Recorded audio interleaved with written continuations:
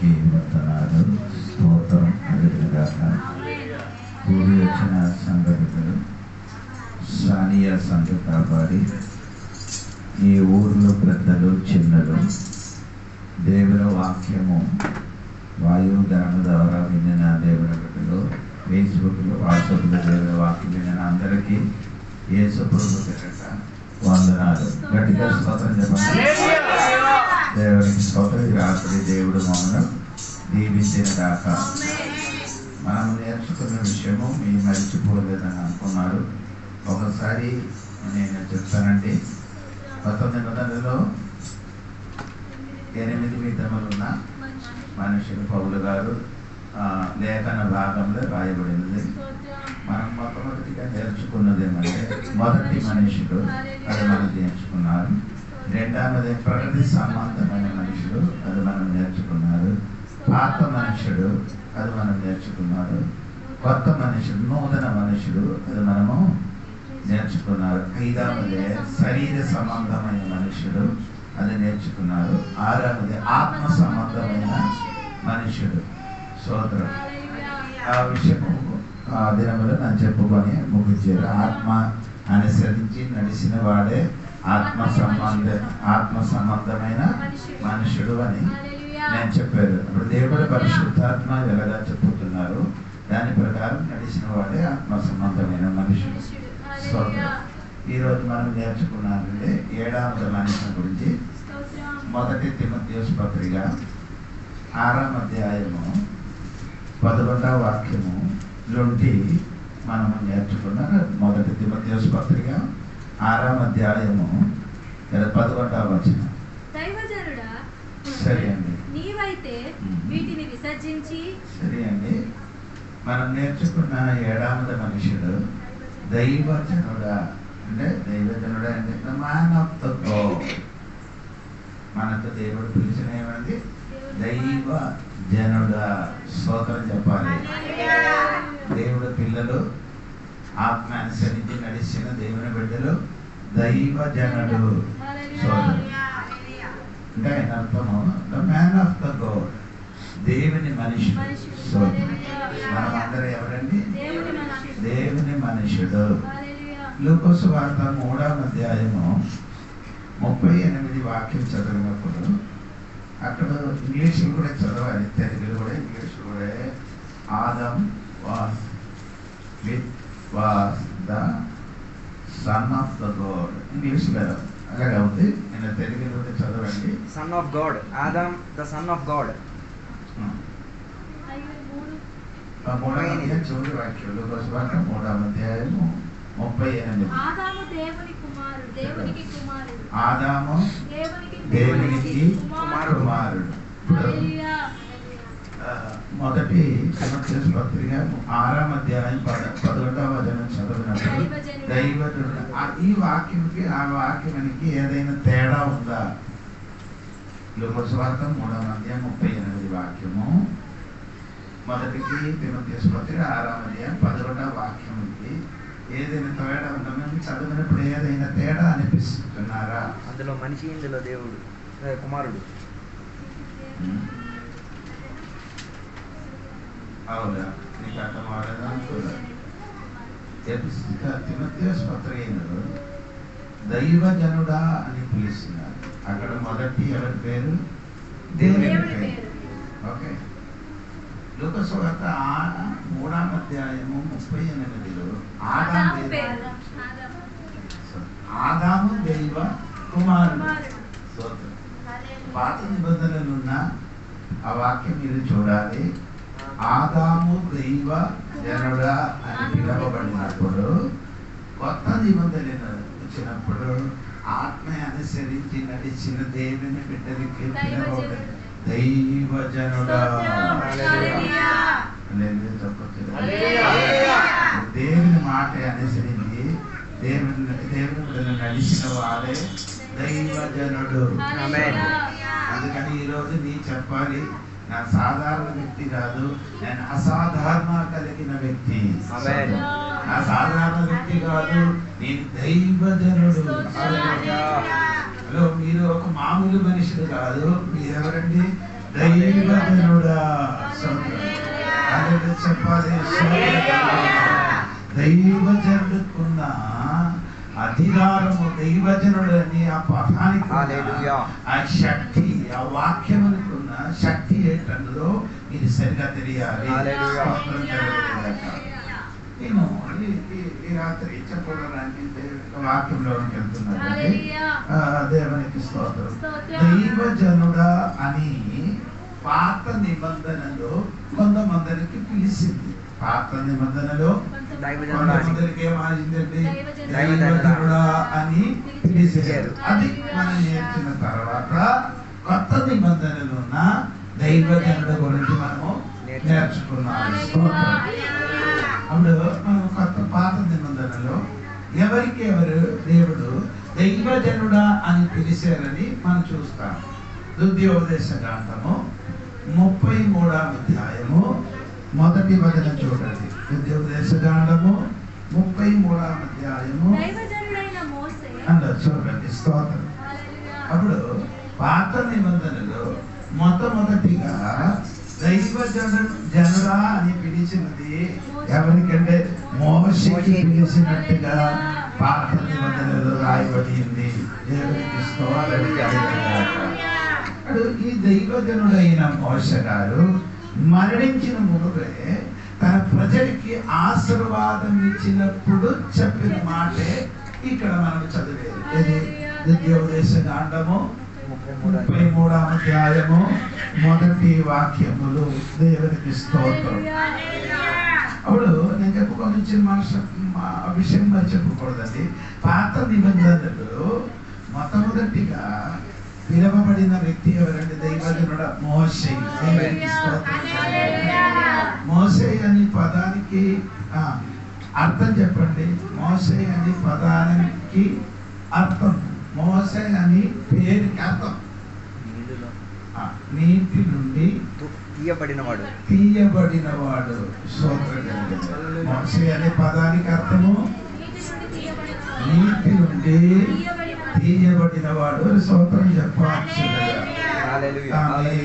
ఎందుకు స్తోత్రం చెప్పండి అని నేను చెప్పడానికి ఉన్న కారణము, మోషే పుట్టి 3 నెలల తర్వాత, మోషే పుట్టిన తర్వాత 3 నెలల తర్వాత మోషేకి ఒక జమ్ము పెట్టిలో పెట్టి తన అమ్మ నాన్న ఎక్కడ పెట్టారు? నీటిని పెట్టారు.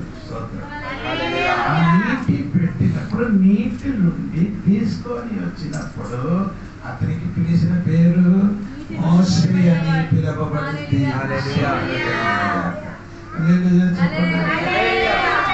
గట్టిగా స్వాగతం. ఏది నీటిలో పడిందో అదే నీటికి 2 పాయలుగా చేసింది మోషే. ఏది నీటిలో ఆయనకి పడేశారో అదే నీటికి ఏం చేశారు? అలాంటి దైవజనుడి కోసం దేవుడికి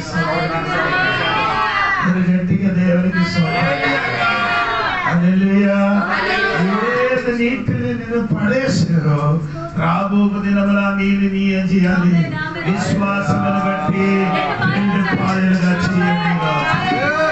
నిన్ను పెట్టబడిన స్థలముని ఏం చేయాలి? 2 పాయలుగా మార్చిన వారే దేవునికి స్తోత్రం. మోస గురించి కొన్ని మాటలు నేను చెప్తాను. అది ముందుకు 2 వాక్యములు, ఒక వాక్యం కూడా చదవాలి. 2 తిమోథెయుసు పత్రిక 3వ అధ్యాయము 16-17 వాక్యం చూడండి. దైవజనుడు సన్నతుడై ప్రతి సత్కార్యమునకు పూర్ణముగా సిద్ధపడి ఉంటున్నట్లు దైవ వేషం వలన కలిగిన ప్రతి లేఖనము ఉపదేశించుటకును ఖండించుటకును తప్పుదిద్దుటకును నీతి యందు శిక్ష చేయుటకును ప్రయోజనకరమైనది ఉన్నది. చెప్పండి. 3వ అధ్యాయము 16-17 వాక్యం సరిగ్గా విన్నారని నాకు తెలియదు, కానీ సరిగా ఒకసారి కూడా వినండి. 3వ అధ్యాయము 16, 17 వాక్యం ఒకసారి. దైవజనుడు సన్నద్ధుడై, దైవజనుడు ఎలా ఉండాలి? సన్నద్ధుడై ప్రతి సత్కార్యమునకు పూర్ణముగా సిద్ధపడి ఉండినట్లు దైవ వేషము వలన కలిగిన ప్రతి లేఖనమును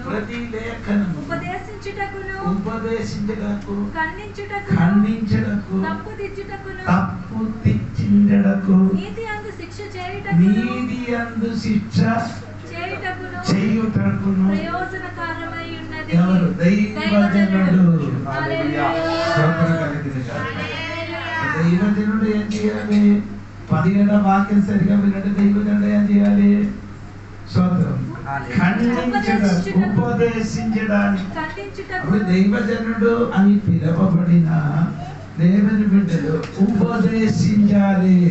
ఎవరు ఏం చేయాలంటే? దైవజనుడు అని పేరు పిలవబడిన వాడే చేయాలి. ఒకటి ఉపదేశించాలి. ఉపదేశం అంటే చెప్పాలి. కరెక్ట్ న్యాయంగా ఉన్నది ఏం చేయాలి? చెప్పాలి. ఉపదేశించడానికి. రెండవది దైవజనుడు ఏం చేయాలి? ఖండించాలంటే స్తోత్రం. రెండవది ఖండించాలి. మూడవది ఏంటే? తప్పే చేయాలి, తిప్పాలి. తప్పిలోనికి తిరిగిన వాడికి తిప్పిన వాడే దైవజనుడు. నా తోడుగా ఉన్నారని నాలుగవది ఏమంటమ్మా? నీతి అందు ఏం చేయాలి? శిక్షించాలి. తర్వాత శిక్షించుటకు ప్రయోజనకరమైనది. ప్రయోజనకరమైన కార్యములు బోధించడానికి, 2 ఖండించడానికి, 3 తప్పుడు తిప్పడానికి, 4 శిక్షించడానికి. ఆ ప్రయోజనకరమైన కార్యం చెయ్యిన వాడే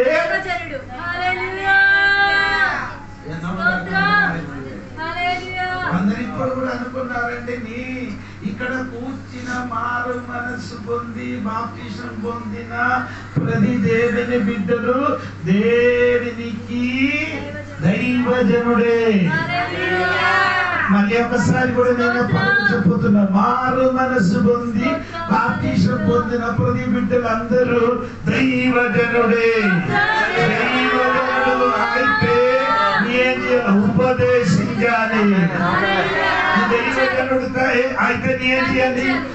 ఉపదేశించాలి. 1, 2 ఖండించాలి. 3 తప్పులను ఏం చేయాలి? తిప్పాలి.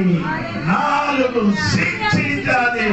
ప్రయోజనకరమైనది నీ చెయ్యలేకపోతే ఈ దైవజనుడు కాదు. ఇది చేసిన వాడే. మనం ఏం చేస్తున్నారు? ఉపదేశం చేయను. అవును కదా? 2 ఖండించండి. ఏదైనా చేసిన ఖండించి చెప్పండి. 3 తిప్పండి. అది తప్పుల వాడికి తిరిగిన వాడికి ఏం చేయాలి? తిప్పాలి. 4 ఆ వ్యక్తికి ఏం చేయాలి? శిక్షించండి. అలా చేసిన వాడు ప్రయోజనకరమైనది వాడు చెయ్యిన వాడు మాత్రమే దైవజనుడు. పేరున్నారు కానీ ఇది చెయ్యలేకపోతే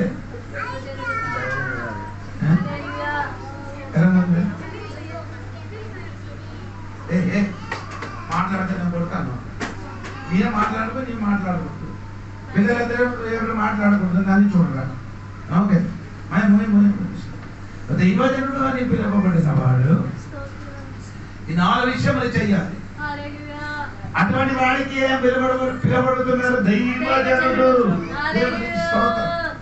ఇది మోస జీవితంలో వెతికి చూడండి. మోసే అలాగా చేసిన వాడే దేవుడికి స్తోత్రం. ఉపదేశించారు, ఖండించారు, తప్పులు తిప్పారు, శిక్షించారు. ఇవన్నీ మోస చేసినట్టుగా దైవజనుడైన మనం కూడా ప్రతి బిడ్డలు ఇలాగ చెయ్యవలసి ఉంటుంది. సరే అండి, దైవజనుడు గురించి మనం ఇంకా చూడండి. నిర్గమకాండము 3వ అధ్యాయము 1 నుండి కిందకి చదవండి.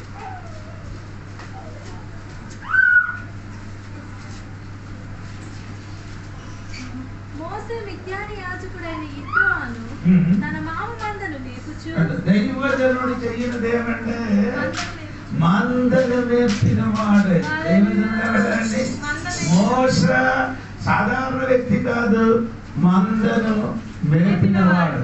మోస ఎటువంటి వాడండి మీకు తెలుసా?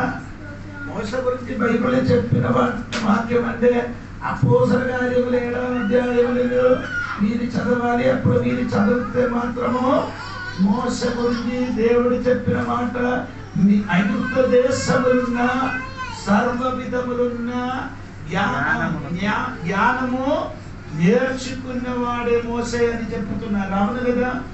దేవునికి స్తోత్రం కలిగిన గాక. అదే 22వ వాక్యం 21 నుండి చదవండి. తరువాత అతడు బయట పారవేయినప్పుడు ఫరో కుమార్తె అతనిని తీసుకొని తన కుమారునిగా పెంచుకొనెను. మోసే ఐగుప్తీయుల సకల విద్యలను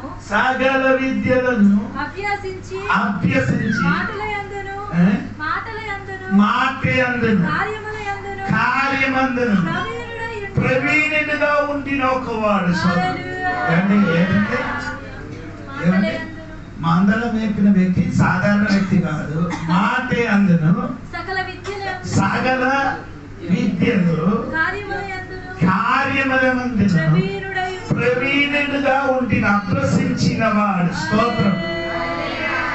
చదవలేని వాడని అనుకున్నావా నువ్వు? అందరూ అనుకున్నారు మందలు నేర్పిన వాడు చదువు లేని పామరులని అనుకున్నారు. హలో, మందలు నేర్పిన వాడు అందరూ పామరులు అని అనుకున్నారు. మందలంటే దేవునికి స్తోత్రము. ఇప్పుడు మందం అని చెప్పినది దేవుడు సంఘ బిడ్డలకి, విశ్వాసులకి పిలవబడిన పేరు మంద. ఈ మందకి నేర్పిన వాడు ఎటువంటి వారండి? పామరులని అనుకున్నారు. కానీ మోస కొద్ది రాయబడిన ఏమంటే సకల విద్య. ఎక్కడ ఉన్న విద్య? ఆనాడు ఐగుప్తు దేశంలో ఉన్న దేవునికి స్తోత్రం. యూనివర్సిటీ నుండి అన్ని అభ్యాసం నేర్చుకున్నవాడు, చదవున్నవాడు. స్తోత్రం. అన్ని అభ్యసించి మాటయందును కార్యములందును ప్రవీణుడుగా ఉండిన వాడు ఇప్పుడు దైవజనుడుగా మారడానికి ఏ చేయాలి? మేకలు మందలి ఎనకలు తిరగాలి. స్తోత్రం. దైవజనుడుగా మారాలంటే ఏం చేయాలి? 40 సంవత్సరం ఐగుప్తు దేశంలో రాజగ్రహములు ఉండి వారు ఇప్పుడు ఎక్కడే వచ్చింది? ఎడారి లేకు. ఆ ఎడారి అని చెప్పింది ఎక్కడే? ఎడారి అంటే ఆరణ్యంలోనికి వచ్చింది. స్తోత్రం. ఆరణ్యంలోకి వచ్చిన మోస 40 సంవత్సరము ఎవరు వెనకలు తిరిగింది? ఎవరు వెనకలు తిరిగారు? మీరు అనుకున్నారు ఈ గొర్రె మందలు వెనకలు తిరిగిన మనకు ఏటి తెలియలేని వాళ్ళు అనుకున్నారు. స్తోత్రం. మంద అని చెప్పినది కొత్త విశ్వాసం. నీ వెనకన మనకది మనం తిరిగినది పనిబాట లేని వాడని అనుకున్నారు. పనిబాట లేని వాడు కాదు, అన్ని ఉన్నారు. కానీ దైవజనుడుగా మారిన వారు మందల వెనకలు తిరుగుతున్నాం. దేవునికి స్తోత్రం. మందల వెనకలు ఎవరైనా తిరిగిన వారు ఉందా? మందల వెనకలు తిరిగిన వాడు ఎవరైనా ఉందా? మంద అంటే తెలిసిన మేకల వెనకలు తిరిగిన వాడు ఎవరైనా ఉందా? ఉండే చేయపోయి కదండి. ఎవరు లేదు. స్తోత్రం. ఆయన వెనకలు తిరిగిన వాడు కానీ సోదరు ఇలాంటి ఒక జంతువు ఇక్కడికి వదిలేసి మనం అక్కడికి దిగినప్పుడు ఇప్పుడు ఏం చేస్తుంది? ఇక్కడ నుండి వేరే చోటకి ఏమవుతుంది? స్తోత్రం. పరిగెట్టి తినుకొని వెళ్తుంది. ఎప్పుడేం చేస్తున్నారు? పరిగెట్టడం తినడం. స్తోత్రం. మేకలు కన్నప్పుడు ఆయన చూసారా మీరు? తలకాయ తీసండి. మేక తలకాయ తీసినప్పుడు తెలుసు. మేక కన్నంతా తెలుసా? ఈ పెద్దది ఉన్నవాడికి దూరం అది కనబడదు. పెద్ద కన్నున్న ఈ జంతువుకి దూరంలో ఉన్నది కనిపించదు. ఎక్కడ ఉన్నది కనిపించదు. కాపరి అలాగండి వాడు కాదు. కాపరి దూరంగా చూసిన వాడే సరి అయిన కాపరి. అందుకని మనము దూరములు చూపుతున్నా కాబట్టి వాక్యం పట్టుకొని ఈ మేకలకి గద్దించినప్పుడు మేక చెప్పుతున్నారు ఏమనగా, నీకంటే పెద్ద కన్ను ఉంది, నీకంటే నాకు ఎక్కువ పెద్ద కన్ను ఉన్నా కాబట్టి అన్ని తెలుసు అంట. నీకేం తెలియదు తల్లి. దేవుడికి స్తోత్రం కలగాలి. అర్థమవుతున్నారా లేదా నాకు తెలియదు. స్తోత్రం కలగాలి. సంఘ కాపరి సంఘానికి ఏమంటే మందరు మేపిన వాడు. లేదా అపోస్తల కార్యము 20 అధ్యాయము 28, 29 వాక్యం కూడా కలిసి చదవండి త్వరగా. అపోస్తల కార్యము దేవుడు తన స్వరక్తం ఇచ్చి సంపాదించిన తన సంఘమును కాయుటకు పరిశుద్ధాత్మ మిమ్మును దేనియందు అధ్యక్షులుగా ఉంచెను. ఆ యావత్తు మందను గూర్చియు ఈ మట్టుకు మిమ్మును గూర్చియు జాగ్రత్తగా ఉండుడి. నేను వెళ్ళిపోయిన తర్వాత క్రూరమైన తోడేలు మీలో ప్రవేశించునని నాకు తెలియను. వారు మందను కనికరింపరు మరియు శిష్యులను తమ వెంట ఈడ్చుకొని పోవలెనని వంకర మాటలు పలుకు మనుషులు మీలోనే బయలుదేరుదురు. ఆ వాక్యం శ్రద్ధగా నీ వినేరని అనుకున్నారు. మందలికి మేపడానికి దేవుడు మమ్మను అధ్యక్షుడుగా నియమించారు. ఎందుకు నియమించారు? సంఘ కాపారికి సంఘం మేపడానికి దేవుడు అధ్యక్షుడుగా నియమించారు. సంఘ కాపారి సోదరు అధ్యక్షుడు అని పదానికన్నా అర్థము పాస్టర్, రెవరెండ్, ఎపిస్కోపల్ అన్ని అర్థం ఉంది దానికి. సోదరు బైబిల్ చదివిన వాడికే తెలుసు, లేని వాడికి తెలియదు. నేను చెప్పిన మాట అర్థం అవుతున్నారా? నేను శ్రద్ధగా వినండి, అదేటప్పుడే నీకు అర్థం అవుతుంది. మందరికి మేర్పడడానికి నిన్ను నడిపించడానికి పరిశుద్ధాత్మ దేవుడు మమ్మల్ని అధ్యక్షుడుగా నియమించారు. స్తోత్రం. అది ఎందుకు నియమించారంటే నీ సరిగా తెలియలేకపోతే ఒకటి మంద, రెండు ఈ మంద మా మాట వినలేకపోతే, అధ్యక్షుడుగా పాస్టర్ గారి మాట వినలేకపోతే మీకు దగ్గరే ఒక్క తోడేలు. తోడేలండి అండి, తోడేలండి అండి. వైల్డ్ డాగ్ ఇంగ్లీష్ లో చెప్తున్నాయి ఏంటంటే అడవి కుక్క. అడవి కుక్క. మీరు చూడండి. సోదర కలిగిన నీకు అధ్యక్షుడుగా ఉండిన వారు మాట వినలేకపోతే ఏమవుతున్నారు? తోడేలు, క్రూరమైన తోడేలు. సోదర కలిగిన అందుకని యేసు ప్రభు చెప్పారు, మనం చిన్న మందలారా భయపడకూడదు. ఎందుకు భయపడకూడదు అంటే తోడేలు మధ్యలో మిమ్మల్ని ఉంచారట. సంవత్సరం చెప్పాలి. మీరు మందలు, మీకు శత్రులు తోడేలు, క్రూరమైన తోడేలు అనగా పిలువబడుతున్నారు. దేవునికి స్తోత్రం కలుగుగాక. హల్లెలూయా చెప్పండి. నేను చెప్పిన మాట మీరు సరిగా వినాలి సోదరు. ఒకటి తోడేలు, రెండవదే కాపరి, మూడవదే దేవునికి స్తోత్రము అధ్యక్షుడు. స్తోత్రం. ఒకటి మేక, రెండు కాపరి, మూడు తోడేలు, నాలుగు సోదరు అధ్యక్షుడుగా. సోదరం. అందుకని సంఘ బిడ్డలకి ఈ రాత్రి నేను చెప్పిన ఏమనగా, దైవజనుడైన దైవదాసుడు నిన్ను నడిపించడానికి ఉన్న దైవ సేవకుడు దేవునికి స్తోత్రం చెప్పుకొని వచ్చింది.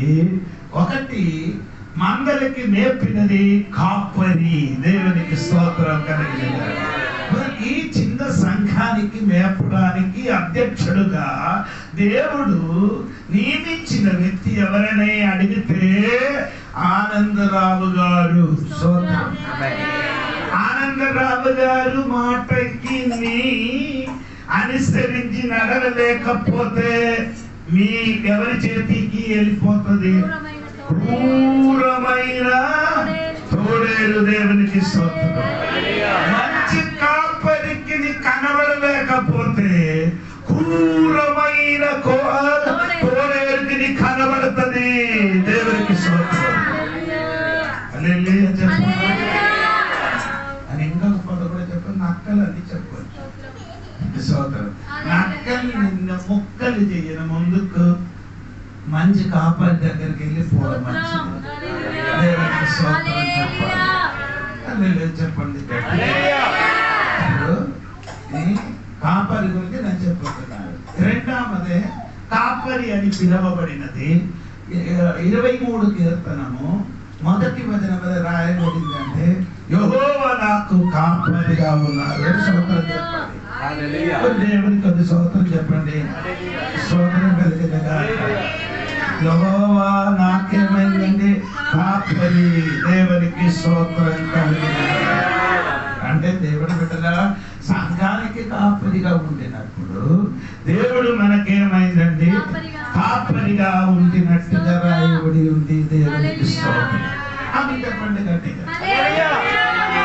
అది మాత్రం కాదండి. 1 పీతరు 5వ అధ్యాయము 4-5 వాక్యం చూడండి.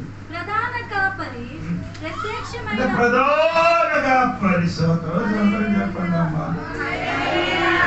చెప్పాలి ఇప్పుడు. యెహోవా నీకెవరండి? ఆయన కాపుతల మాత్రం కాదు, ఆయన నీకు ప్రత్యక్షమాగిన కాపరి. స్తోత్రం చెప్పాలి. ప్రధాన కాపరి. ఒక్క దినములు ఏమవుతున్నారు? ప్రత్యక్ష యేసయ్యరెన్నో రాకడ గురించి ఎక్కడ రాయబడి ఉంది. స్తోత్రం. ఒకటి నేను చెప్పిన సంఘ కాపరి, సంఘ పాస్టర్ నీకు కాపరి. 2 యెహోవా నీకు కాపరి. 3వది చూడ యోహాను సువార్త 10వ అధ్యాయము 11వ వాక్యం చదివినప్పుడు నేను మంచి కాపరి. అవును కదా, ఇక్కడ ఉంది కదా యోహాను సువార్త 10. తర్వాత మంచి కాపరి గొర్రెల కొరకు తన ప్రాణము ఆమేన్ చెప్పాలి. మంచి కాపరి. యెహోవా కాపరి. సంఘంలోకి ఇచ్చిన పాస్టర్ కాపరి. 3 యేసుక్రీస్తు మనకి కాపరిగా ఉన్నారు. స్తోత్రం. కాపరి అండి మంచి కాపరి. స్తోత్రం. మంచి కాపరి. దేవుని 15వ అధ్యాయం 1 నుండి 7 వరకు మీరు చదివితే అక్కడ మీరు చూడవలసినది, మీరు చాలా మంది ఆ వాక్యం చదివి వినివాడండి. ఒక కాపరి చేతిలో 100 గొర్రెలు ఉండేది. ఎంత మంది ఉండేనండి? 100 మంది. ఈ 100 గొర్రెల నుండి ఒక్కటి ఏమైంది? ఒకటి ఏమైందండి? తప్పిపోయింది. ఎక్కడికి తప్పిపోయిందమ్మా? అది చదవమ్మా. ఎక్కడికి తప్పిపోయి లూకాసు వార్త ఉంది కదా 4వ వచనం. అందుకైన వారితో ఉపమానము చెప్పెను. మీలో ఏ మనుషునికైనను 100 గొర్రెలు కలిగి 4వ వాక్యం చదవండి మొత్తం చదవండి. 100 గొర్రెలు కలిగి ఉండిన ఎడల వాటిలో ఒకటి తప్పిపోయిన ఎడల అతడు 99 అడవిలో విడిచిపెట్టి తప్పిపోయినది దొరకు వరకు దానిని వెతక వెళ్ళడా? అది దొరికినప్పుడు సంతోషముతో దానిని తన భుజం మీద వేసుకొని ఇంటికి వచ్చి. అది ఎక్కడికి తప్పిపోయిందండి చూడండి. స్తోత్రం కలిగినది. చూడండి. అది 3 నుండి కిందకి చదవండి.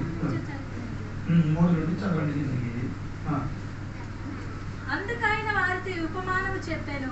మీలో ఏ మనుషునికైనను 100 గొర్రెలు కలిగి ఉండగా వాటిలో ఒకటి తప్పిపోయిన ఎడల అతడు 99 అడవిలో విడిచిపెట్టి తప్పిపోయినది దొరకు వరకు దానిని వెతక వెళ్ళడా? తప్పిపోయినది దొరుకు వరకు అది అడవి అని చెప్పుతున్నారు. అడవిలుంటి తప్పిపోయింది. ఒక మేక ఏమైంది? తప్పిపోయింది. దేవునికి స్తోత్రం. యోహాను సువార్త 10వ అధ్యాయం ఇంటికి వెళ్ళి మీరు చదవాలి. మేకల గురించి అక్కడ రాయబడి ఉందండి. దేవునికి స్తోత్రం. ఇప్పుడు ఆ మేక ఒకటి ఏమైంది?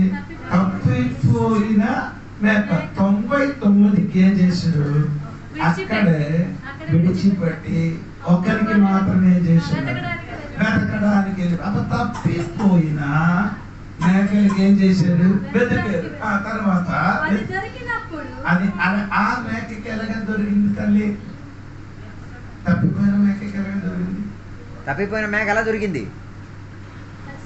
మీకు ఫోన్ చేసి చెప్పిందా? అది ఎక్కడ తప్పిపోయింది? అడవిలోని. ఓకేనా? అక్కడ నుండి దూరంగా వెళ్ళిపోయారు.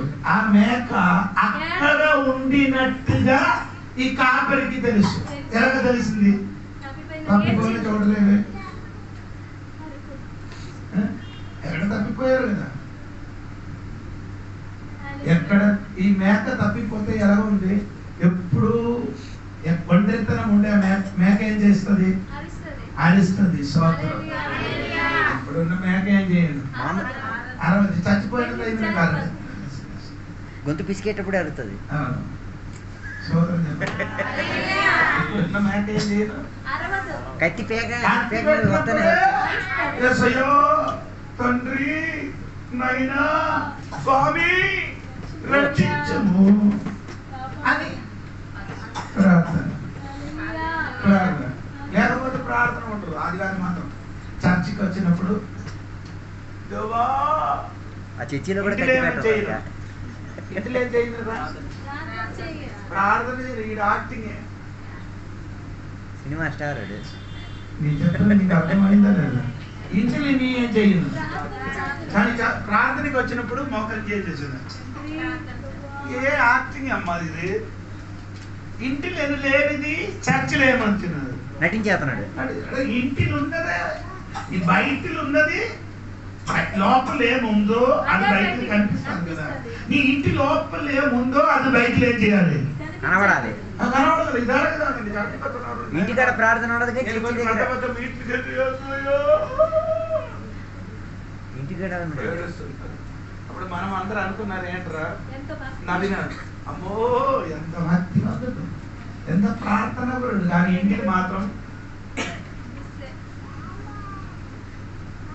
అందరూ సైలెంట్ అయినట్టు.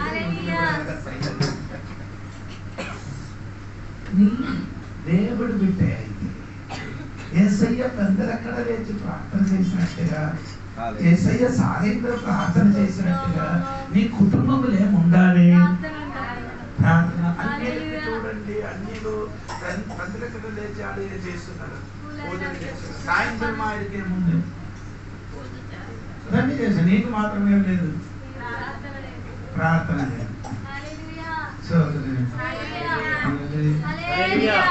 చెప్పుకొని వచ్చిన వాక్యాంశం సరిగా వినాలి. దేవునికి స్తోత్రం. దేవుడు బిడ్డలే అయితే ఎక్కడ ఏంటి తప్పిపోయినప్పుడు అడగడం మునువే మందరు తోడుగా ఉన్నప్పుడు నీ ఏం చేయాలి? అడగాలి. నీ సిస్టమ్ ని మారాలి. అని చర్చికి వచ్చినప్పుడు మాత్రం ప్రార్థన చేయాలి. సిస్టమ్ మార్చి నీ ఇంటిలో ప్రార్థన చేయడానికి నీ ప్రయత్నించండి. ఇంటిలో ఏం చేయాలి? స్తోత్రం. అది ఇప్పుడు తెల్లవారి లేచి ప్రార్థన చేయలేకపోతే సాయంత్రం కూడా లేచి ఒక అరగంటలో నీ ఇంటికి, నీ కుటుంబానికి, నీ సంఘ కాపానికి స్తోత్రం, నీ నివసించిన దేశానికి నీ ఏం చేయాలి? బైబిల్ అలాగా చెప్పండి. నీకు క్షేమావర్తి కలిగడానికి నీ నివసించిన పట్టణం కొరకు నీ ఏం చేయాలి? అది నీ ఎక్కడే ఉంది? యెరెమీయా గ్రంథం నుండి ఇంటికి వెళ్ళి చదివి చూడండి. స్తోత్రం, స్తోత్రం. ఎందుకు మనకు క్షేమావర్తి కలిగిన? నీ పట్టణములు క్షేమావర్తి కలిగితే ఆ క్షేమావర్తి మన ఇంటికి కూడా వ్యాపరిస్తుంది. దాన్ని బట్టి నీ నివసించిన గ్రామం కొరకు మీరేం చేయాలి? ప్రార్థన. గ్రామములు ఎర్ర సముద్ర వలసలు ఎంతమందుల మనుషులు అందరి కోసం దేవా వారికి అందరికి దీవించండి, వారి కుటుంబాలు దీవించండి, వారి పిల్లలు దీవించండి, అని చెయ్యిన పని దీవించండి అని నీ ప్రార్థన చేస్తే వారు దీవింపబడినట్టుగా నీ కూడా దీవింపబడుతుంది. నీ అనగా ప్రార్థన చెయ్యలేని కాబట్టి నీ దీవింపబడలేదు, వారు కూడా దీవింపబడలేదు. గుండెలు చెయ్యి ఉంచి స్తోత్రం చెప్పండి. నేను ఈ ప్రతిదినములు ప్రార్థన చేస్తున్నాను. అప్పుడు మాత్రం దేవునికి వందనాలు. మాట తప్పిపోయిన ఆ గొర్రెలను వెతికి వెళ్ళినప్పుడు ఆ గొర్రెలకి ఎలాగ తిరిగిందంటే అది ఎక్కడ తప్పిపోయిందో అక్కడే అరగడానికి ప్రారంభించింది. అరిగిన వాడికి విడుదల ఉంది, అరిచిన వాడికి ఏముంది? అరిచినట్టు మీకు ఏడిసిన మేకలికి ఏముంది? వెతుకడానికి ఎవరైనా ఒక్కడు వస్తారు. స్తోత్రం. ఆయన నిన్ను తీసుకొని నీ అక్కడికి వెళ్ళినప్పుడు నడిసి వెళ్ళిందో తిరిగి వచ్చినప్పుడు భుజం మీద మోసుకొని ఇంటికి తీసుకొని వచ్చిన మంచి కాపరి ఉన్నది.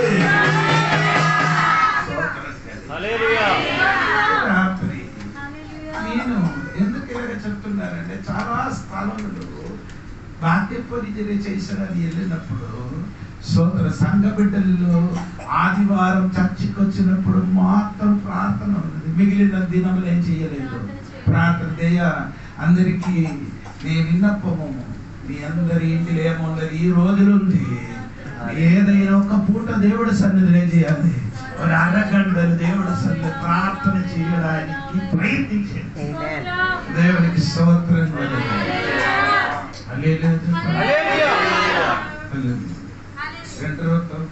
అన్ని టీవీలు వస్తున్నారు, అదని చెప్పడానికి కావదు. భయపడుతున్నారు. దేవునికి స్తోత్రం.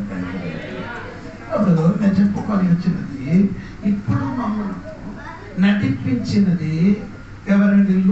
యోహాను సువార్త 16వ అధ్యాయము 13వ వాక్యం చూడండి. యోహాను సువార్త 16వ అధ్యాయము 13వ వాక్యం. అయితే ఆయన సత్య స్వరూపి అయిన ఆత్మ వచ్చినప్పుడు మిమ్మల్ని సర్వ సత్యములోనికి నడిపించును.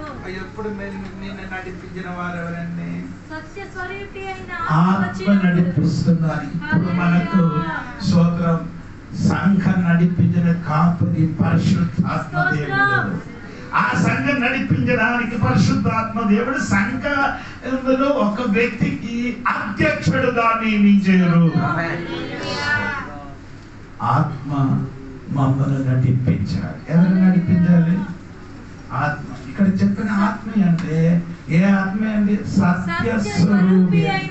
సత్యస్వరూపి అయిన ఆత్మకి చెప్పినది పరిశుద్ధాత్మ దేవుడు మమ్మల్ని ఏం చేయాలి? సర్వ సత్యంలోనికి నడిపించును. పరిశుద్ధంగా మనలో నుండి మమ్మల్ని సర్వ సత్యంలోనికి నడిపిస్తారు. స్తోత్రం చెప్పండి. పాత నిబంధనలో పరిశుద్ధాత్మ దేవుడు వస్తాడు, వెళ్ళిపోతాడు. పరిశుద్ధాత్మ దేవుడు ఏదైనా పనికి వస్తుంది, తర్వాత స్తోత్రం అలాగే వెళ్ళిపోయిందండి. దావీదు తప్పు చేశాడు. ఎన్ని రోజుల తర్వాత ఆడికి పశ్చాత్తాపం వచ్చింది?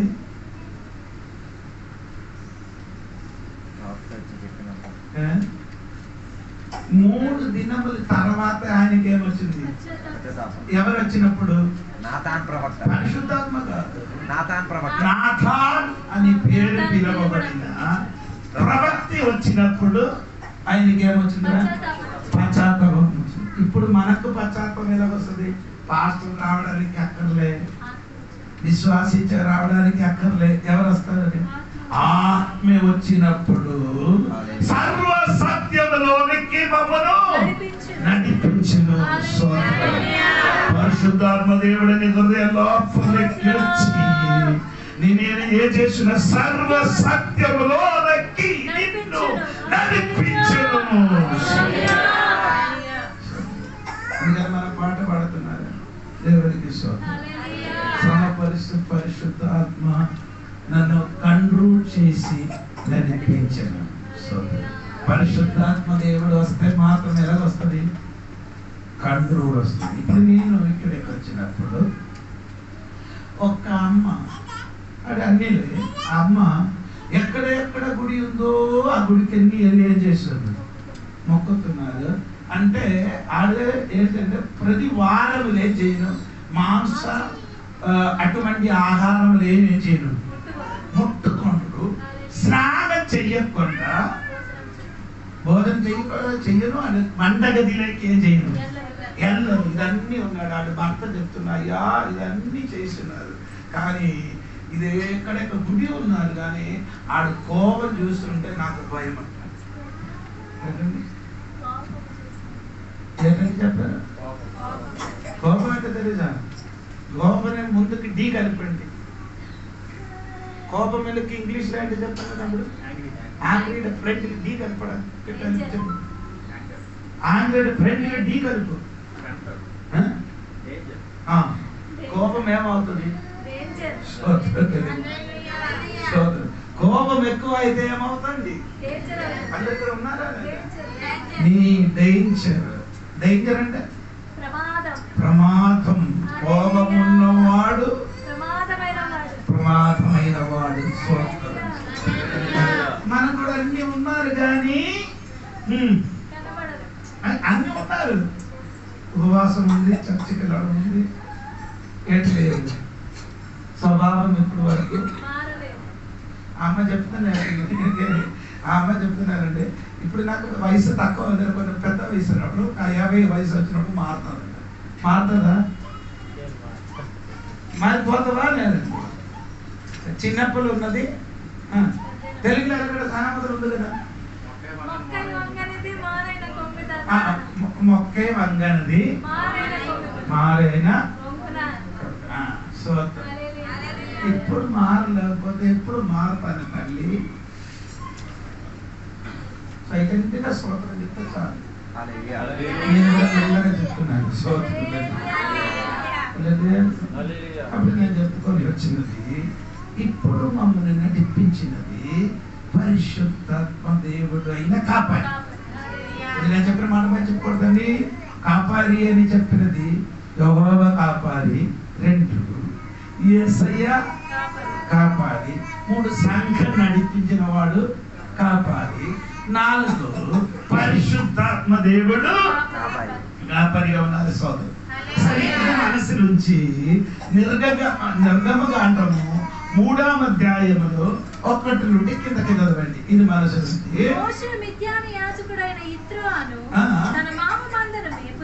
ఎవరి మందండి? మోసే మేపినది మామ మంద. సోదరం అలాగే అయితే ఆనంద్ పాస్టర్ గారు మేపినది ఎవరి మంద? ఆనంద్ పాస్టర్ గారు మేపేది ఎవరి మంద?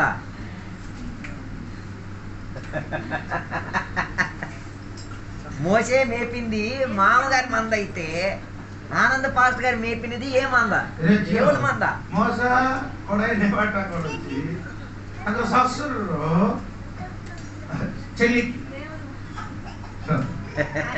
పాస్టర్ మన తొమ్మిది ఆనంద్ పాస్టర్ గారు కో మెన్సాక్ మనే పరివా మనే చోరించొంది.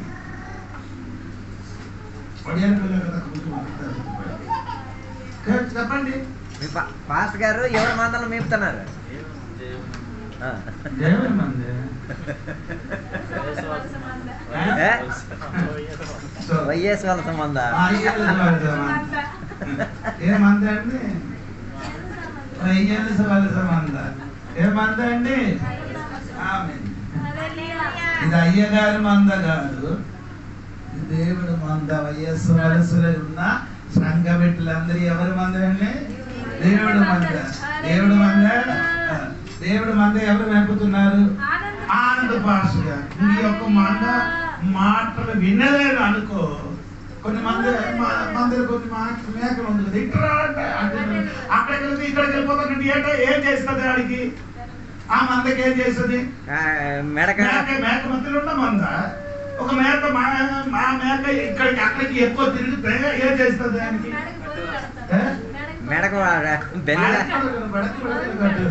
ఆ మందకి ఎవరికి ఇస్తుంది? సాయిబు చేతికి ఇస్తారు. సాయిబు నరకడానికి ఎవరికి ఇస్తారు? మరి చెప్పేస్తే మరి దానికి ఏం చేస్తుంది? అది వాళ్ళ మోసం అయిపోతుంది. కొన్ని మందమే ఇక్కడ ఉండరు, అక్కడ ఉండరు, పరిగెట్టడమే. మాటే కాపరి మాటే చేయను. వెన్న లేకపోతే నీ వెనకలు ఎవరుంది? సాయిబు ఉంది. కత్తి పట్టుకొని ఉన్నాడు. సాయిబు అని చెప్పినది సాయిబు ఆయన ఎవరంటే సాతాను ఉందట. అది ఇక్కడ వదగలేకపోతే అక్కడ నీ వదిలిపోతుంది. ఎక్కడ కాపరి చేతిలో వదగలేకపోతే సాతాను గారి చేతిలో ఒదిగిపోతావు. నేను ఇలాగే అండర్స్టూడ్ గా చెప్పిన కాబట్టి కొందరికి అర్థం అవ్వలేదు. వీటికి చెప్పినట్టుగా చెప్తాను అర్థం అవుతుంది. ఆమె కాపరి చేతికి నీ అక్కడ దయ ఉంది, అక్కడ దయ లేదు. లేకపోతే నీ ఎవరి చేతులు పడుతుంది? సాతాను చేతిలో. ఆమె క్రూరమైన తోడేరు. సాతాను ఎటువంటి వారండి?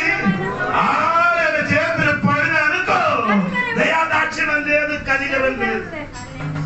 ఇక్కడ ఆగితే నీకేముంది? అమ్మా ఎలా పిలుస్తుంది? అమ్మా చెల్లి ఇంకా ఎలాగ పిలుస్తున్నారు? నిన్ను పిలిచింది ఎలాగ? పాస్టర్ గారు మిమ్మల్ని పిలుస్తున్నారు బుజ్జి, తల్లి, అలాగే పాస్టర్ గారు పిలుస్తున్నారు. తోడే అలాగ పిలవరు. ఆడు కత్తెట్టుకొని వాక్తేటప్పుడు ఏమంటే సాంబరక బొమ్మ ఒక్క కోపం డౌట్ ఉంటే డిస్కవర్ చేయాలి. చూడండి, పులి పరిగెత్తి దుప్పి మీదకి పడినప్పుడు అది చివరి 7-10. స్తోత్రం చెప్పండి, స్తోత్రం చెప్పండి. చెప్పినట్ట అప్పుడు ఇప్పుడు మన వాక్యంలోకి రండి. 3వ అధ్యాయము 20కి రండి. ఎవరు మంద మేపారు? మామ మందకి మేపారు.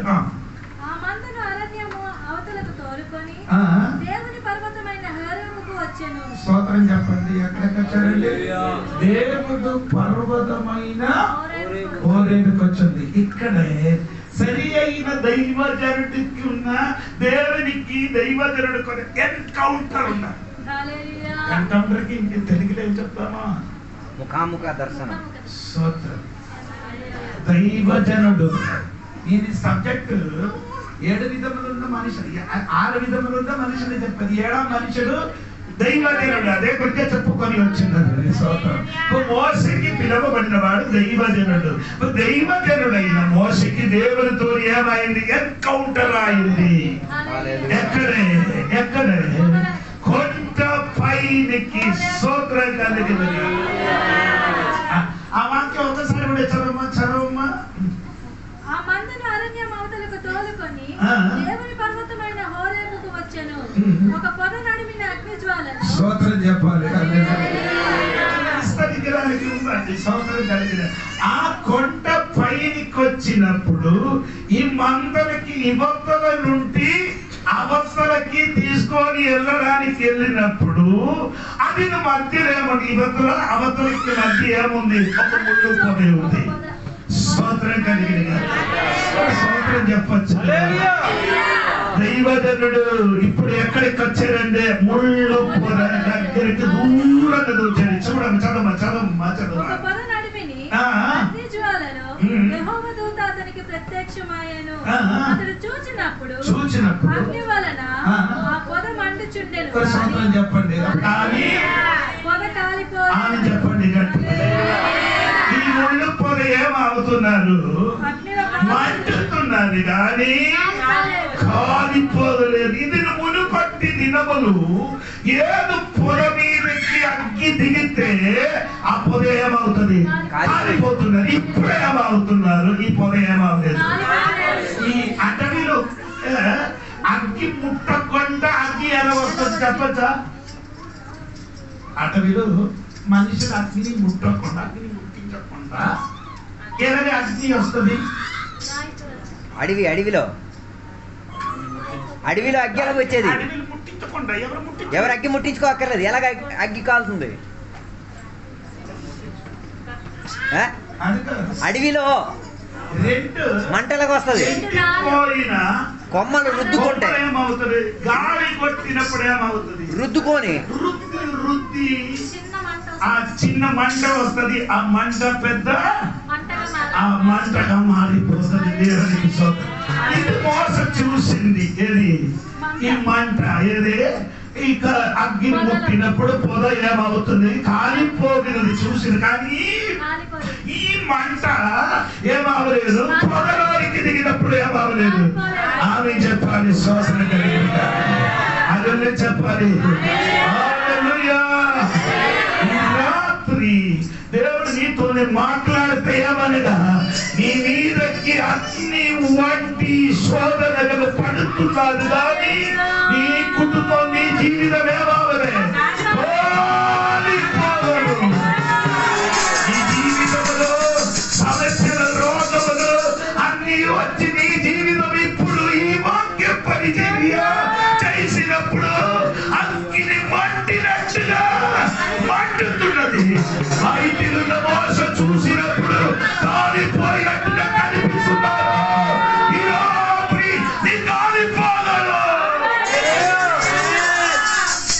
ఈ ముందు పొద ఒకటి ఇశ్రాయేల్ ప్రజలకి తెలియవచ్చును. ఇశ్రాయేల్ ప్రజలు అప్పుడున్న స్థితి అదే విధంగా. స్తోత్రం. నిర్గమకాండం 3, 7, 8, 9 వచనం చదివినప్పుడు ఆయన ఏం చేస్తున్న దేవుని సన్నిధిలో మొరపెట్టారు. దేవా, వారి ఏడుపు దేవుడు చెప్పిన నేను ఈ ఏడుపు విన్నాను. అవును కదమ్మా? వారి దుఃఖములు నాకు తెలిసి ఉన్నది. కాబట్టి నిన్ను విడిపించడానికి దేవుడు దిగినప్పుడు నీ జీవితంలో అగ్ని వంటి శోధన వస్తుంది. అగ్ని వంటి శోధన వచ్చినప్పుడు నీ ధైర్యంగా చెప్పాలి, నాకు విడుదల జరగడానికి సమయమైంది.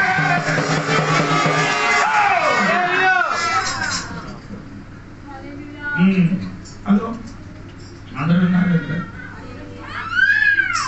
మరి ప్రశ్న నీకు అడుగుతున్నాను. నీకు శ్రమ ఉంది, అదే విధంగా అన్యులకు ఏముంది?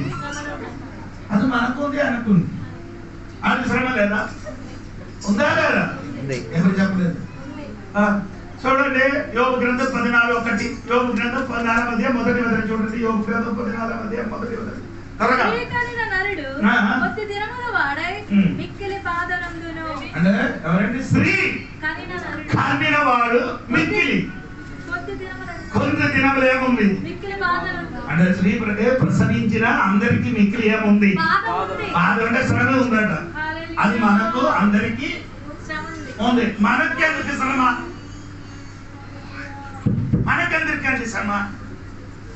ఎవరు లేనట్టు మనకెందుకు శ్రమ వేస్తున్నారు? పాత గారు నీకు చెప్పండి, మనకెందుకు శ్రమ వేస్తున్నారు?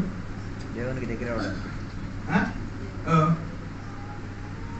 సో మొదటి పీతరు 4:16 చూడండి. మొదటి పీతరు 4 అదే 16 వాక్యం చూడండి. 16 ఒకసారి చూడండి. నీకెందుకు బాధ? నీకెందుకు శ్రమ? అదే అర్థం తెలియదు. నీకెందుకంటే శ్రమ? మనకున్న శ్రమ ఎందుకు?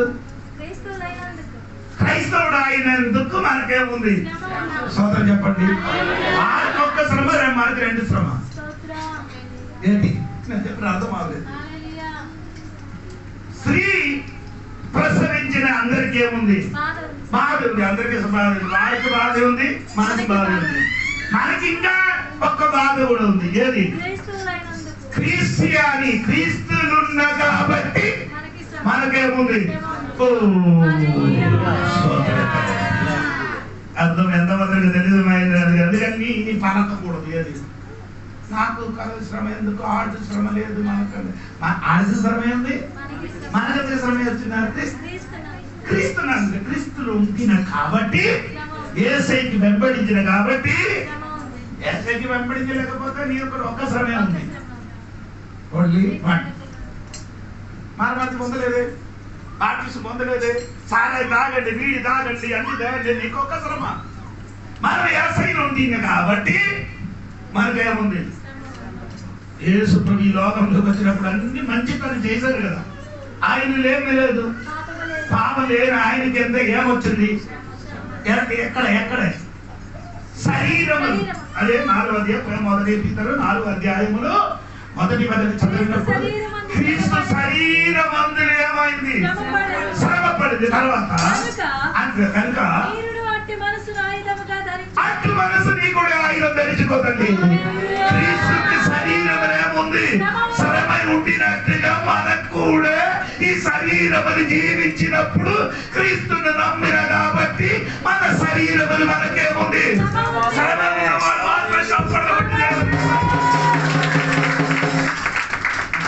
మనందరికి శ్రమే ఉంది. రెండు శ్రమ. ఒకటి మనిషిగా పుట్టిన కాబట్టి, జన్మించలేకపోతే నో ప్రాబ్లం. జన్మించలేకపోతే నీకేముంటుందమ్మా, జన్మిస్తే ఏమవుతుంది, ఒక శ్రమ. నీ క్రైస్తవుడు ఆయన కాబట్టి ఏదో కావాలి, ఇది 2 కావాలి, ఒకటే కావాలి. నేను ఎవరికి మాకేం చెప్తున్నారు పాస్టర్ గారండి, ఒకటే కావాలి, 2 కావాలి. 2 కావాలన్న వాడు మాకు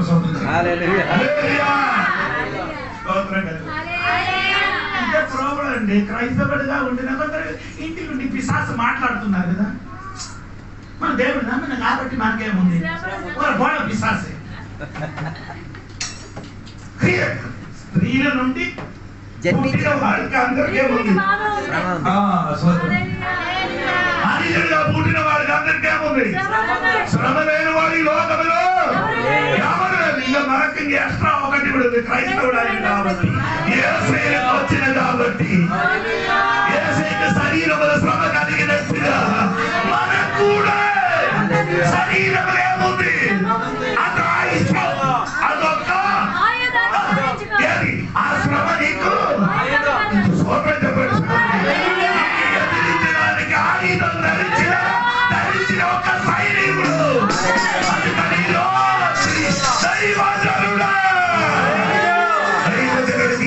ఏమవుతున్న శ్రమ కలుగుతున్నది.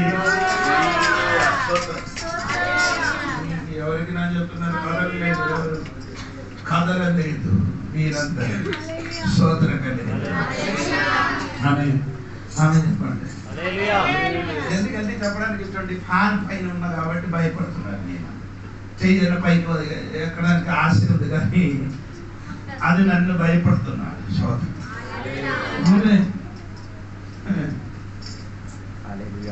అందుకని ఈ రోజు నుండి నేనే చెప్పకూడదు, శ్రమ అని చెప్పకూడదు. క్రీస్తులు అందరూ ఉన్నా కాబట్టి నీగా ఉంది. విత్తనం పోతే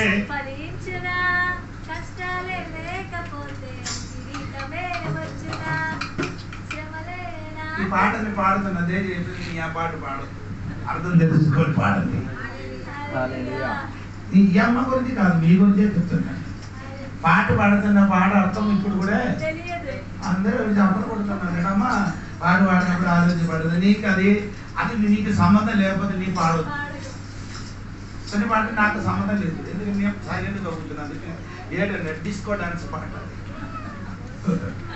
నాకు అన్ని ఇష్టమైన పాట ఏంటంటే ఎస్ఎన్న గారి పాటే.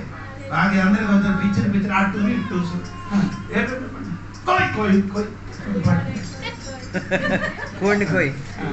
అదే ఆంధ్రలో కొందరు ఊగాలని నో ప్రాబ్లం. నాకు నచ్చలేదు, నీకు నచ్చితే నీ చేయాలి. స్తోత్రం. నాకు నచ్చడం అంటే బైబిల్లో 6 పుస్తకములు పాట అండి. సో 6 పుస్తకము పాటే. ఇంకా మధ్యన పాట, మధ్యన ఏముంది, 4వ అధ్యాయంలో ఆదికాండ 4వ అధ్యాయంలో పాట ఉంది. దుర్గమ్మ గంటము 15వ అధ్యాయంలో పాట ఉంది. అందుకోండి సంఖ్యాకాండ 21 పాట ఉందండి సోదరు. ఆ పుస్తకం పాట సోదరు. కాబట్టి నాకు చెప్పుకొని వచ్చిందేమా సోదరు, ఒక పాట పాడినప్పుడు అది నీ విశ్వసించి పాడండి దేవునికి సోదర కలిగి. అప్పుడు దుర్గమ్మ గంటలకు వచ్చినప్పుడు ఏమంటే ముందు పొద ఏమవుతుందో మండుతుంది, కాలిపోవలేదు, నీ కాలిపోవదు సోదరు. అపోస్తలుల కార్యములు 22వ అధ్యాయంలో ఉంది. పౌలు సాక్ష్యం చెప్తున్నారు. ఏమంటే అదే ఏమంటారంటే 22వ అధ్యాయం ఒకసారి చూడండి, అది ఉందండి, నేను కూడా చూస్తాను. ఆయన సాక్ష్యం చెప్తున్నారు, నేను చూడండి.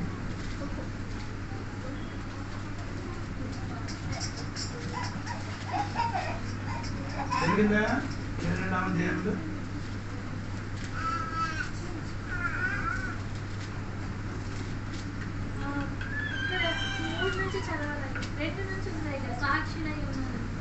నేను చెప్తాను.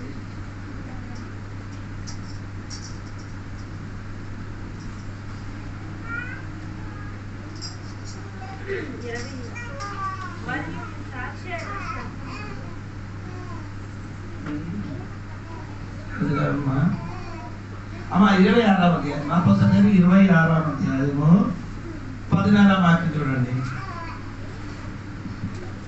మేమందరమును నేలపడినప్పుడు సౌలా సౌలా నన్నెందుకు హింసించుచున్నావు?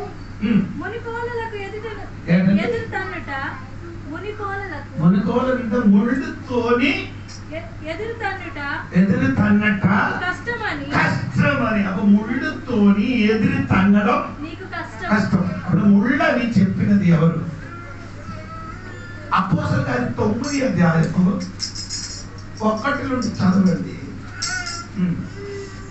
అప్పుడు మీకు అర్థం అవుతుంది. సౌలు ఇంకను ప్రభువు యొక్క శిష్యులను బెదిరించుటయును హత్య చేయుటయును తన ప్రధానమైనట్లు ప్రధాన యాజకుని యొద్దకు వెళ్ళి ఈ మార్గమందున్న పురుషులనైనను స్త్రీలనైనను కనుగొని నేడల వారిని బంధించి యెరూషలేమునకు తీసుకొని వచ్చుట దమస్కులోని సమాజపు వారికి పత్రికలు ఇమ్మని అడిగాను. అతడు ప్రయాణము చేయుచు దమస్కు దగ్గరకు వచ్చినప్పుడు అకస్మాత్తుగా ఆకాశము నుండి ఒక వెలుగు అతని చుట్టూ ప్రకాశించెను. అప్పుడు అతడు నేల మీద పడి సౌలా సౌలా నీవేళ నన్ను హింసించుచున్నావు. ఎవరు అడిగారు? దేవుడు. ఎవరికి అడిగారు? అప్పుడు సౌలు ఎవరికి హింసించారు? దేవుని ఇప్పుడు దేవుని పిల్లలకి హింసించినది ఎవరికి హింసించినట్టుగా? అదే మాట అండి ఈ అపోస్తలుల కార్యం 26:14. ఏంటి? ముళ్ళులోని తన్నడం నీకు కష్టం. అప్పుడు ముళ్ళు ఎవరండి? దేవుని పిల్లలు. నీకు అర్థం అవ్వలేదు. ఎవరికి తన్నారు పౌలు గారు? క్రైస్తవుడికి, దేవుని బిడ్డలకి. ఆ క్రైస్తవుడికి ఇక్కడ దేవుని బిడ్డలకి చెప్పిన ఒక పదం అంటే ముళ్ళు అండి. ఆ ముళ్ళుకి తన్నడం నీకు స్తోత్రం కలిగింది కదా. అందుకని ఈ రాత్రి నీ గట్టిగా దేవుని స్తోత్రం చెప్పాలి. ఎవరు నిన్ను హింసిస్తే, ఎవరు నీకు విరోధంగా ప్రవర్తిస్తే నీకు కాదు ప్రవర్తించడం, నీకు కాదు తిట్టడం, నీకు కాదు తన్నడం. ఎవరికి తన్నినట్టుగా గట్టిగా చెప్పాలి. ఎవరికి తన్నినట్టుగా ముళ్ళని తన్నితే అది కష్టం. అర్థమవ్వదు. ముళ్ళు ఆకలి మీద పడితే, ఆకలి ముళ్ళు మీద పడితే ఎవరికి నష్టం అవుతుంది? ఆమె చెప్పండి. ముళ్ళు ఆకు మీద పడినా, ఆక ముళ్ళు మీద పడిన ఎవరి ఆకే అందరు నీకు నీ మీద పడినట్టు నీ ఆడు మీద పడిన ఆకే నష్టం. ఎందుకంటే నీ ముళ్ళుగా ఉంది కాబట్టి. చూడండి, ఎన్నెన్నో చెట్లు అక్కడ ఉన్నారు కానీ ఆ చెట్టుకి నీ దగ్గర దేవుడు అగ్ని రావలేదు, దిగి రాలేదు. సహోదర, ఈ దేవుడికి ముళ్ళులో ఉందిరా. నీ దగ్గర దేవుడు మహిమ దిగి వచ్చింది. అది కాలిపోగలదు.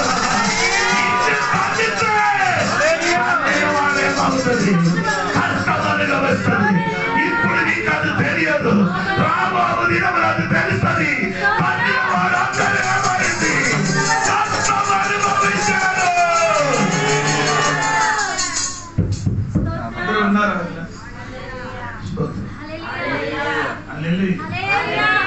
సమయమైన కనుక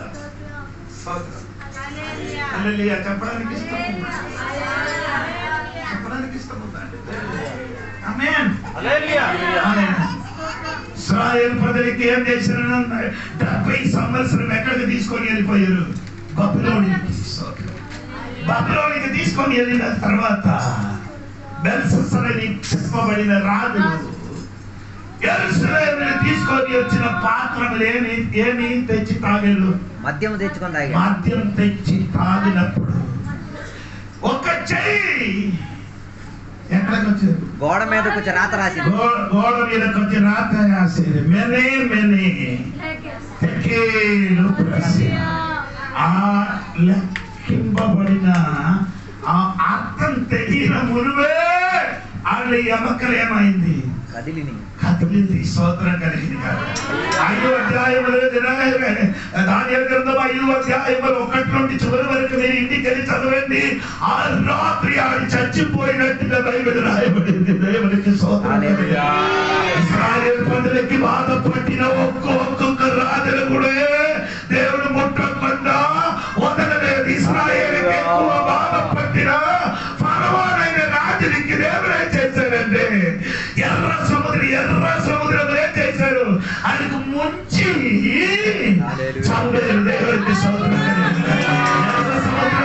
ఎర్ర సముద్రంలో దేవుడు బిడ్డలారా, ఎర్ర సముద్రంలో ముంచి చంపిన దేవుడు నా దేవుడు. దేవుని బిడ్డలకి హింసించినది ఎవరికి హింసించినట్టుగా దేవుడికి హింసించినట్టుగా ఈ రాత్రి నీకు తెలియలేకపోతే నీ తెలుసుకో. అందుకని దేవుడు ఎవరికి పోతే దైవజనుడు, నీ యొక్క దైవజనుడు అయితే నిన్ను ముట్టిన వారికి దేవుడు ముట్టుతుంది. అవునా? ఒక వాక్యం కూడా చెప్పలేకపోతే మంచిది కాదు. సక్రియ 2:5 ఏంటి రాయబడింది? మీకు తెలుసు కదా, నిన్ను ముట్టిన వాడు కనుబొట్టున ముట్టినవాడు కలిగిన వాడు. చదవండి. సక్రియ 2:8. ఆ వాక్యం అందరూ అండర్లైన్ అయ్యాలి బైబిల్ ఉన్నవాడు. 8 2వ అధ్యాయం 5వ వాక్యం చూడండి. నేను వారి చుట్టూ అగ్ని ప్రాకారంగా ఉందును, నేను వారి మధ్యలో నివసించును, మహిమకి కారణంగా ఉంచును. తర్వాత అది నా చదువు వాక్యం చదవలేదు. నిన్ను నిన్ను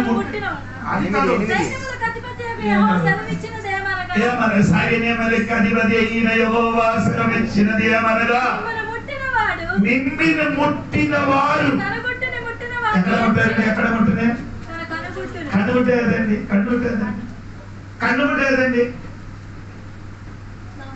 కన్నుముట్టేదండి. ఆపిల్.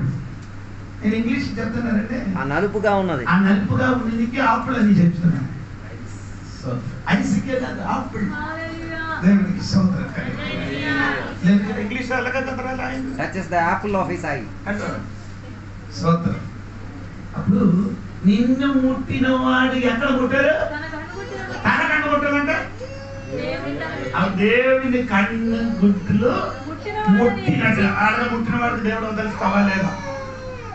అలా నీ కన్ను ముట్టిన వాడికి ఇప్పుడు అప్పుడు వచ్చి నీ చెయ్యరుగా వెంటనే నీ ఏం చేస్తుంది? చేతితో కట్టెంప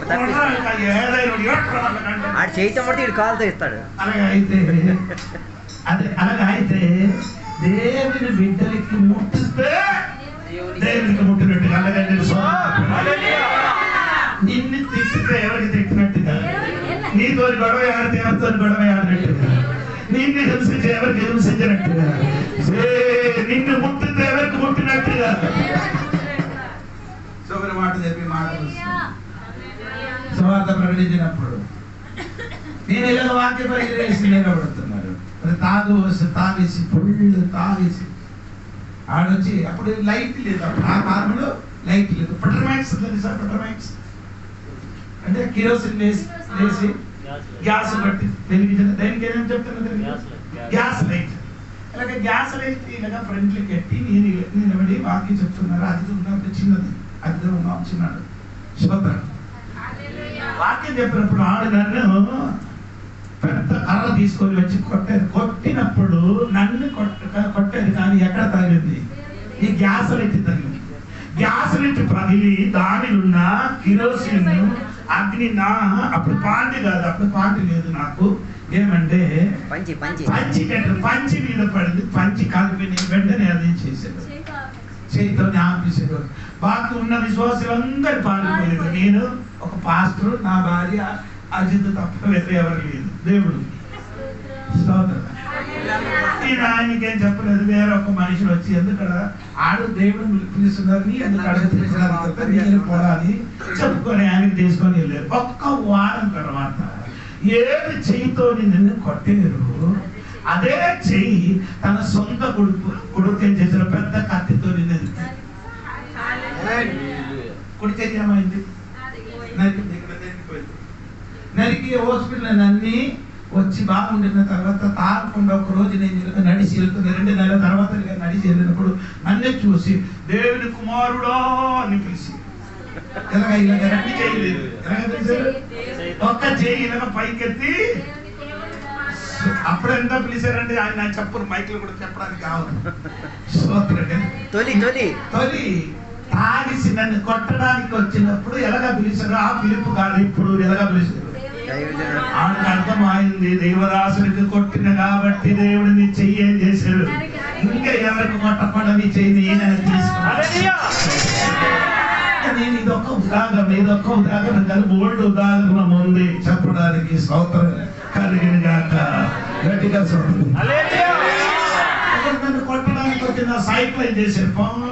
తీసి పడేశారు. ఆడేం చేశారు? కొన్ని దినాల తర్వాత పాస్తా అయిపోయింది.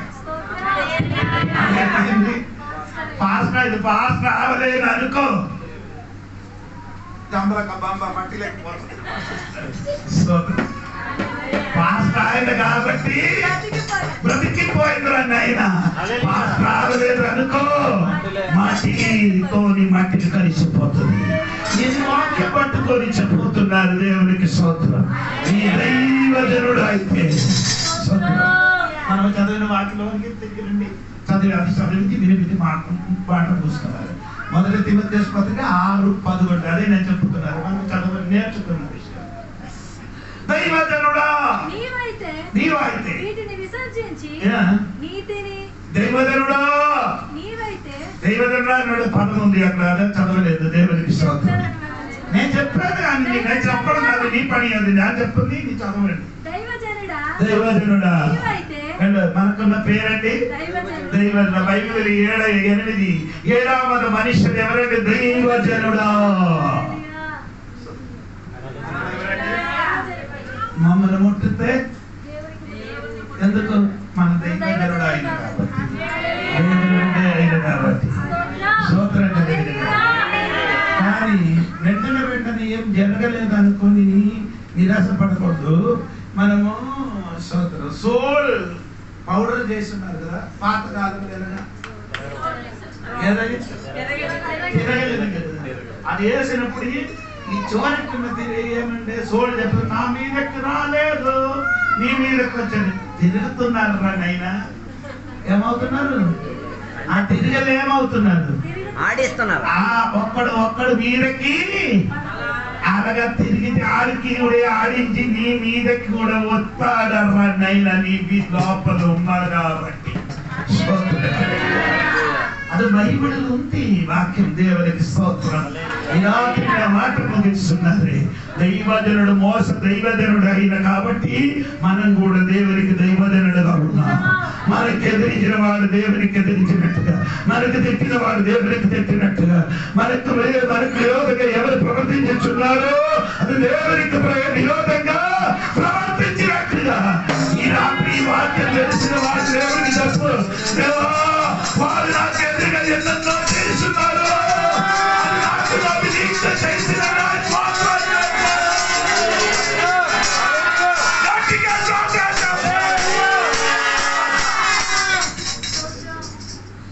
అందుకని మాట ముగిసిందా? నాకు వచ్చిన వారం చెప్తానంటే దేవునికి దైవజనుడు అని మొట్టమొదటిగా పిలిచిన వాడు మోసే. మోసేకి దేవుడు ఎలా పిలిచాడు? దైవజనుడా. స్తోత్రం. దైవజనుడు ఇప్పుడు ఎవరు వెనకలు తిరుగుతున్న మేకే మందరు వెనకలు, మనం కూడా మీరు వెనకలు తిరిగిన కాబట్టి మీరు అనుకున్నారు స్తోత్రం మనం ఏంటి లేదా ఉండరాదు, మనకు ఉన్నాయి, మనకున్న విలువ నీకు తెలియదు. దైవజనుడు నీ అనుకున్నాడు, నీ సాధారణ ఒక విశ్వాసిగా ఆ ఊరు నీళ్ళు తిరుగుతున్నాడు, నీకు ఆస్తిపాస్తి ఏం లేదు, చదువు లేదు, కానీ దేవుడి దృష్టిలో నీ ఎవడు? దేవుడి దృష్టిలో ఎవరండి? గట్టిగా చెప్పండి. దేవుడి దృష్టిలో నీ ఎవరండి? నీ దైవజనుడు అయితే దేవుడు నీ తోడుగా ఉంటాడు. ఈ వాటి ధర దేవుడు మమ్మల్ని జీవించిన సభలో ఉంచుకుందాం. మీ రాత్రి వేళ దేవుడి సన్నిధిలో సమర్పించుకుందాం. ప్రార్థన చేసుకునే ముందు ఒక నిమిషం దేవుని యొక్క సన్నిధిలో వ్యక్తిపర జీవితాన్ని మనం సమర్పించుకుందాం. వాస్తవంగా నువ్వు దేవుని యొక్క జనుడువా కాదా? ఈ రాత్రి వేళ వాక్య ధ్యానంలో ఒక్కసారి మన వ్యక్తిపర జీవితాన్ని ఒకసారి మనం ప్రశ్నించుకుందాం. వాస్తవంగా నువ్వు దేవుని యొక్క జనుడివేనా? దేవుని ద్వారా నీవు నడిపింపబడుతున్నావా? దేవుని ద్వారా నడిపింపబడిన దైవజనుడిని నడిపించుకు తీరడానికి దేవుని యొక్క కాపర్లు మనకున్నారు. ఈ రాత్రి వేళ యథార్థ దేవుని బిడ్డలు, యథార్థ దేవుని ద్వారా దైవజనుడిగా మారిన వారు పాస్టర్ల యొక్క బోధకు లోబడి ఉంటారు. నీ స్థానిక సంఘ కాపరికి విధాయత కలిగి ఉండి తీరాలి. నీవు చదువుతున్న దేవుని యొక్క లేఖనం లేకపోతే దేవుని యొక్క నడిపింపుకు నువ్వు లోబడి ఉండి తీరాలి. అందుకే బైబిల్ చెప్తున్నమాట, ఆయన మనకు మంచి కాపరి, ఆయన మనకున్న మంచి ప్రాధాన్య కాపరి, ఆయన మనకున్న అనుకూల కాపరి. ఈ రాత్రి గల దేవుని చేత నడిపింపబడే దైవజనుడిగా మారాలి అని ఆశ కలిగిన వారు, దేవుని యొక్క సేవకుల పరిచర్య ద్వారా నడిపింపబడిన దేవుని మనిషిగా, దేవుని ద్వారా నడిపింపబడిన మనిషిగా మారాలి అని ఆశ కలిగిన బిడ్డలు మౌనంగా ఉండకుండా నాతో కలిసి ప్రార్థన ఏకీభవించుకోవాలి. ప్రార్థన చేద్దాం. పరిశుద్ధుల మహోన్నతుల దేవానికి వందనాలు.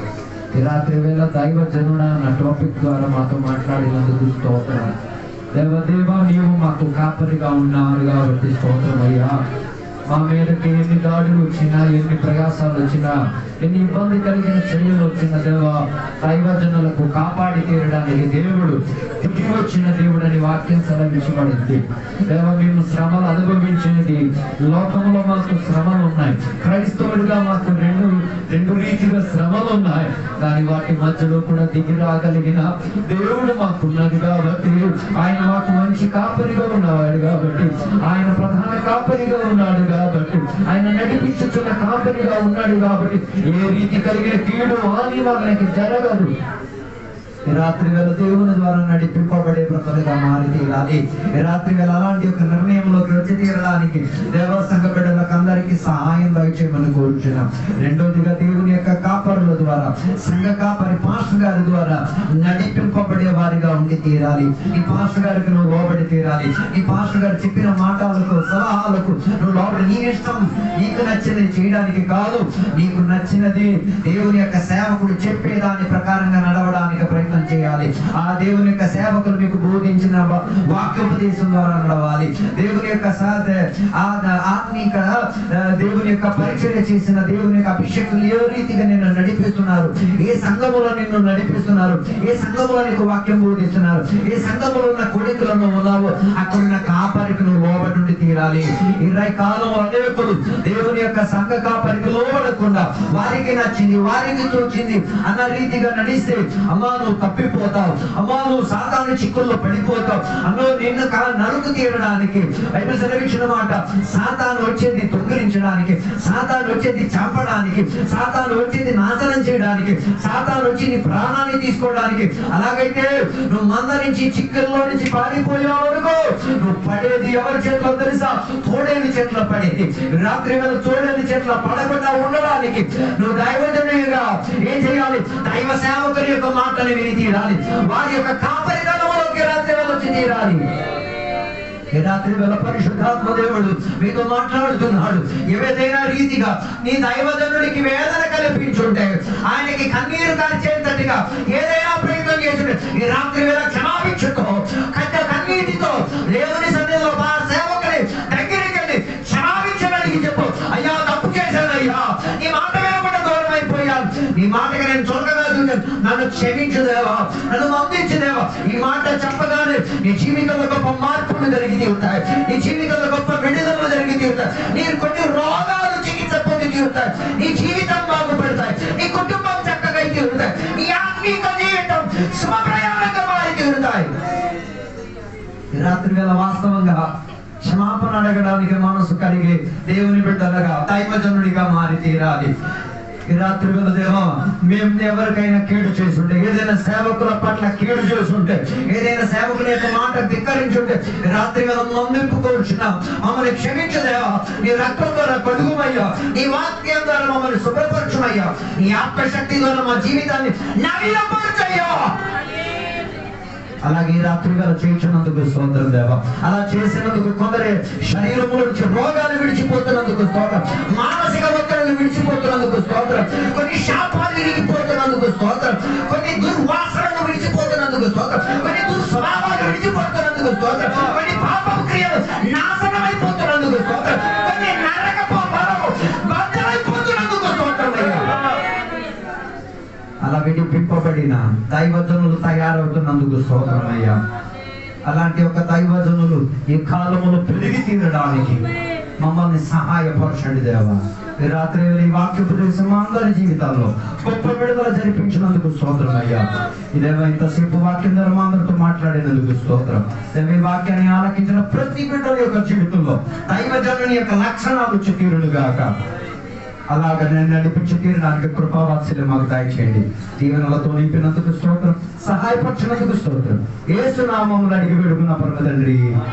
తండ్రి యొక్క కుమారుక పరిశుద్ధాత్మక సహవాసం ఇప్పుడు వెళ్ళప్పుడు ఇక్కడ కూర్చున్న భక్తులకు దేవా ఈ 2 రాకడ వరకు తోడై ఉందను గాక. యేసు రక్తమే జయం, యేసే వాక్యమే జయం, యేసే నామమే సంపూర్ణ విజయం కలుగును గాక. గట్టి శబ్దతో మూడు సార్లు ఎదుగుతామా? హల్లెలూయా, హల్లెలూయా, హల్లెలూయా. దైవజనుడిగా మారిన దేవుడికి స్తోత్రం చెప్తాం. దేవుని యొక్క కాపల ద్వారా నడవమని స్తోత్రం చెప్తాం. దేవుడు మనకి ఇచ్చిన మంచి కాపల మీద దేవుడికి స్తోత్రం చెప్తాం. దేవుడు మనకి ఇచ్చిన మంచి భాస్కర మీద స్తోత్రం చెప్తాం. మంచి మమ్మల్ని మాట్లాడు దేవుడికి స్తోత్రం చెప్తాం. దేవుడు అందరినీ దీవించును గాక. అందరికీ వందనాలు.